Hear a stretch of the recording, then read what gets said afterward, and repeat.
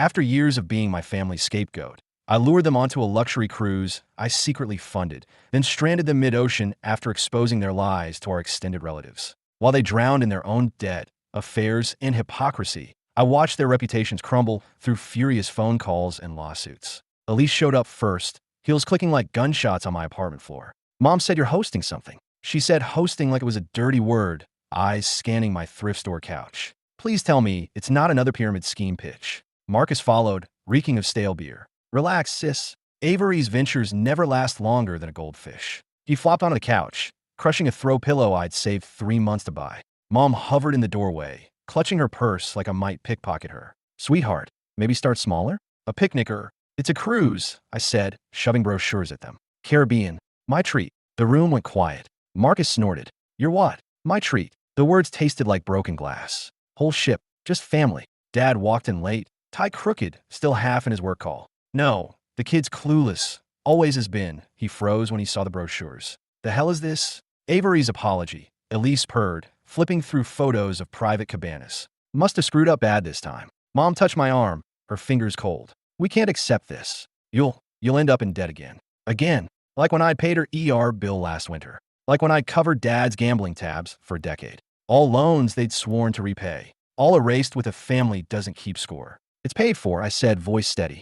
Dad squinted at the booking confirmation I printed, his reading glasses perched low. This total real? Yes. Elise snatched the paper. Bullshit. You're broke. You've always been broke. I let her fume, savoring the crack in her smirk. Broke was the story they'd sold everyone. Aunts, uncles, even my childhood friends. Poor Avery. Can't hold a job.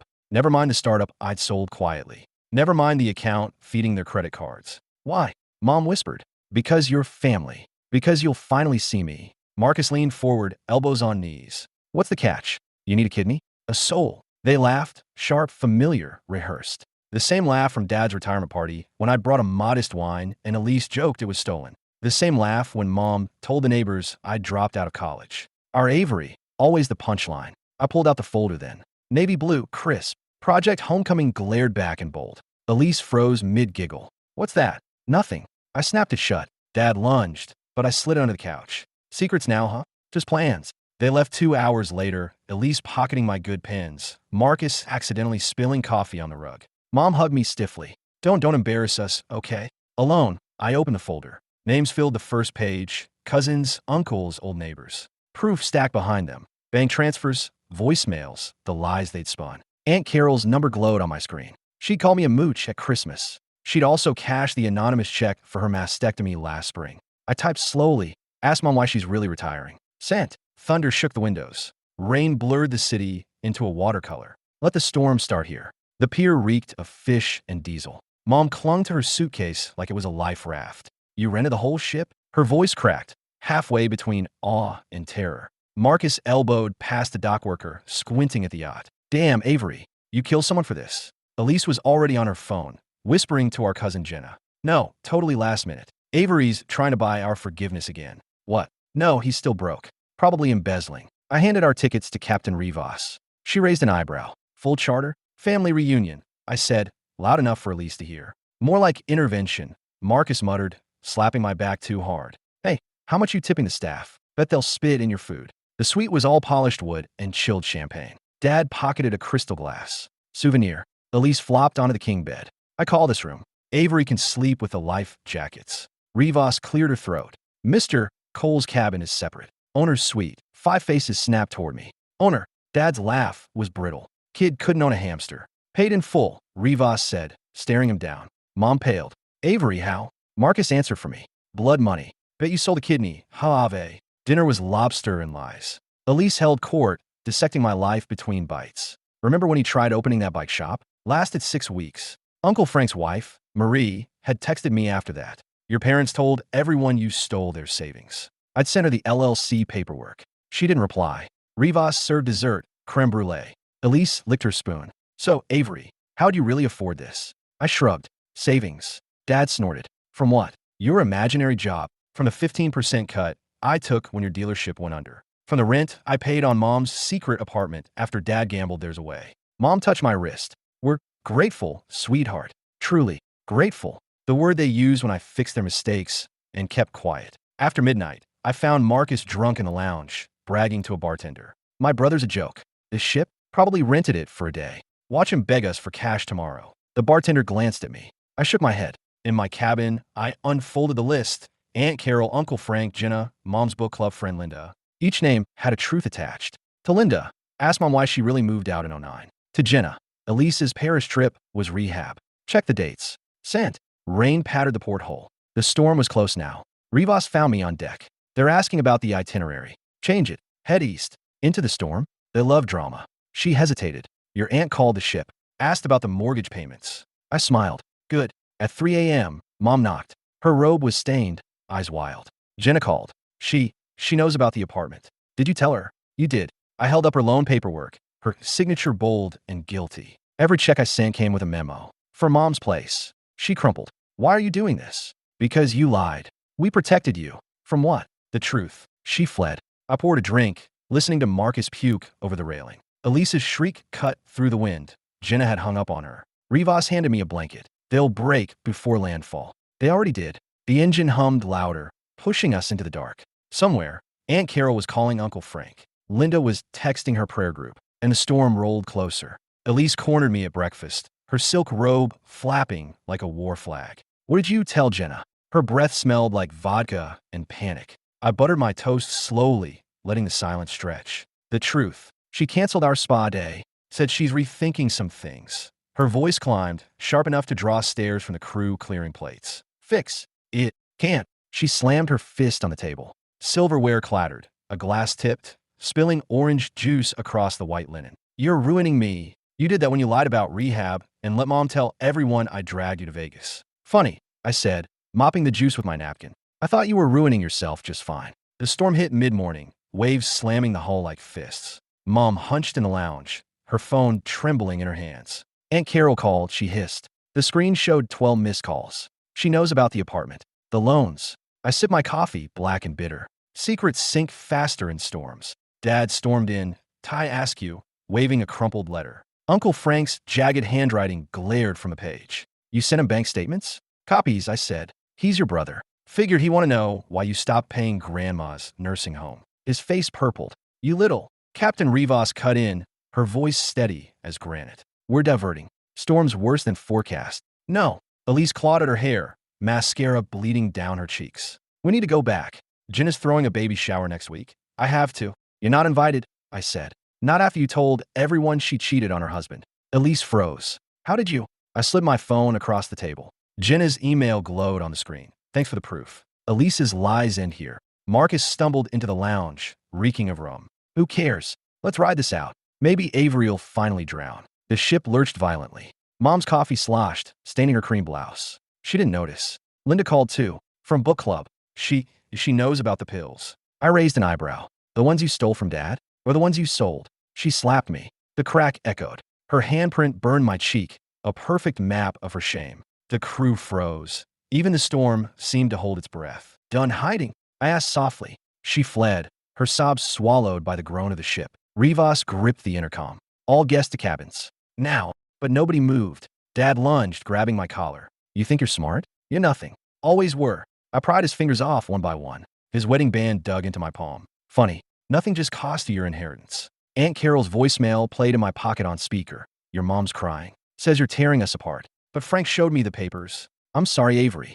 We didn't know. Elise collapsed into a chair, raw, guttural sobs shaking her shoulders. Marcus lunged for the whiskey cart, knocking over a decanter. Amber liquid pooled on the floor like blood. And Mom stood at the railing, her Bible clutched to her chest, pages flapping in the wind. Rain soaked her hair, her dress plastered to her skin. God sees this, she whispered. He sees you. I hope so. I handed her an envelope. Your ties to St. Mark's? Redirected to the women's shelter last year. Pastor Greg's been asking questions. She tore it open. The check fluttered, ink bleeding in the downpour. You wouldn't. Already did.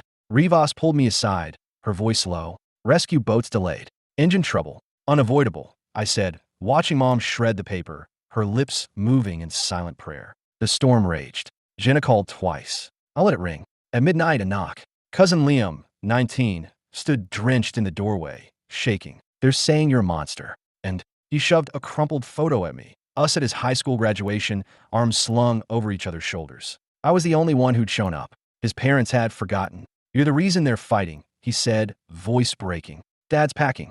Mom's crying. They're saying you're tearing the family apart. I handed him a towel. They did that themselves. He didn't take it. Why didn't you tell me? About the money? About everything. Would you have believed me? The ship pitched. He stumbled into me, all elbows and fear. I steadied him. Stay, I said. We sat in the dark crew quarters, listening to the chaos below. Elise's wails, Dad's curses, Marcus smashing something glass. Liam's phone buzzed. His mom. Come home. Now. He stood, jaw set. Tell me what to do. Leave.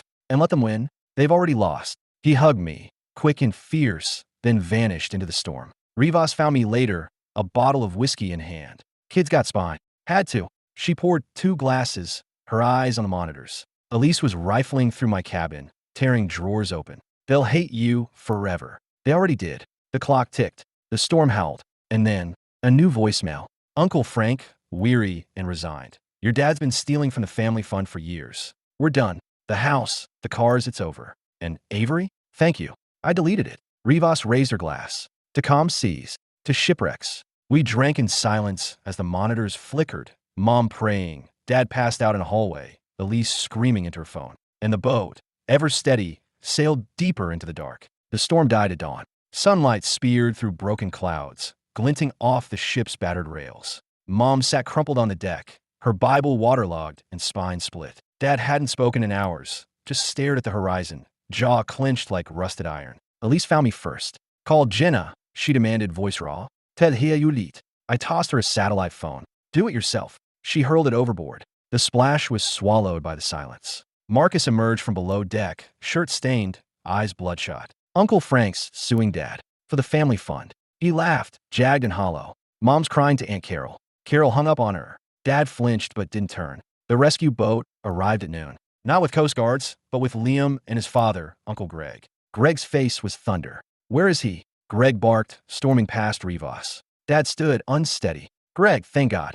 This bastard stranded us. Greg punched him. Mom screamed. Dad staggered, clutching his nose. Blood seeped through his fingers. 20 years, Greg snarled. 20 years you stole from Mom's trust. Let us blame her nurses. Let us call her crazy. Liam stepped forward, jaw tight. Avery showed me the papers. All of them. Elise lunged at me. You poisoned them. Liam caught her wrist. He freed them. The words hung, sharp and final. Greg tossed out a duffel bag. Your clothes. Your wife's clothes. He spat at Mom's feet. The shelter wants their donations back. Pastor Greg's filing a report. Mom crumpled. It wasn't. I didn't. Save it. Greg turned to me. Your grandma's house. It's yours. Dad's cutting the lot of them out. Elise sobbed. Marcus vomited over the side. Rivas signaled the crew. Time to go. The ride back was silent. Liam sat beside me, shoulders squared. They're selling Dad's boat to pay back the fund. You okay? He shrugged.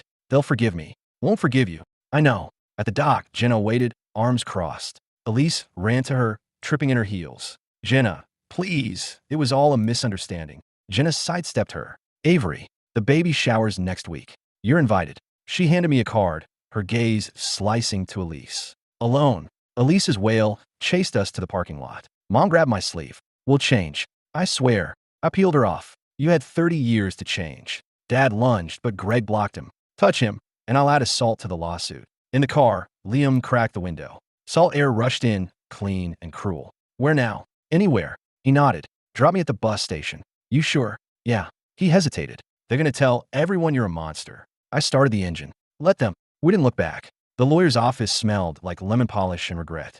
Uncle Greg slid the paperwork across the desk. Grandma's house is yours. Dad's orders. I flipped through the deed, the old address glaring up at me. The porch where Dad had kicked me out at 18, the window Elise had broken blaming me. Sell it. Greg hesitated. They're already calling you cruel. Good. Outside, rain blurred the city. Liam waited under a bus stop awning, duffel at his feet. Heard about the house. Need a place? He shook his head. Got a job. Dock worker. Uncle Greg's buddy. I handed him a key, for when docks get cold. He pocketed it, silent. The call started that night. First, Elise. Jenna uninvited me to the baby shower. You did this. No, I said. You did when you slept with her husband. The line went dead. Then Dad. Greg's cutting me out of the will. You happy? No, but I'm not sorry. Mom left a voicemail at 3 a.m., slurring. Pastor Greg says I have to repay the shelter. How could you? I deleted it. By week's end, the fallout hardened. Marcus's fiancée returned her ring. Your family's toxic. Elise's in-laws canceled their annual cabin trip. We don't mix with liars. Even Dad's golf buddies forgot his birthday. Only Aunt Carol came. She brought lemon cake, the kind Grandma used to make. They're drowning, Avery, and they want to drag you under. I pushed the plate away. Let them. She left a folder. Inside, letters from cousins, old neighbors, Jenna. Thank you. We didn't know. I'm sorry. I burned them all. The house sold fast. The buyer, a single mom with twin girls, cried when I handed her the keys. Why so cheap? Bad memories. Make better ones. She hugged me. It lasted too long.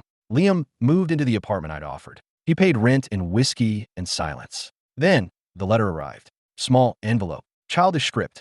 Avery Cole, please read. Inside, a crayon drawing, me and a boy on a boat. Thank you for saving me. Love, Charlie. Charlie, cousin Marie's kid, 7 years old. The one Mom called slow. The one I taught to fish last summer when the others mocked his stutter. Under the drawing, Marie's note. He heard them calling you a monster. Said monsters don't share cookies. We're leaving them. Wanted you to know. I framed the picture.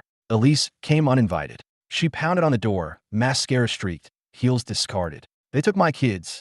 Jenna's testifying I'm unfit. I didn't let her in. Are you? You know what I am. A liar. A thief. A coward. She slid down the door, wailing. I'll change. I'll do it quietly. Liam found her there, passed out. He carried her to a cab. Where to?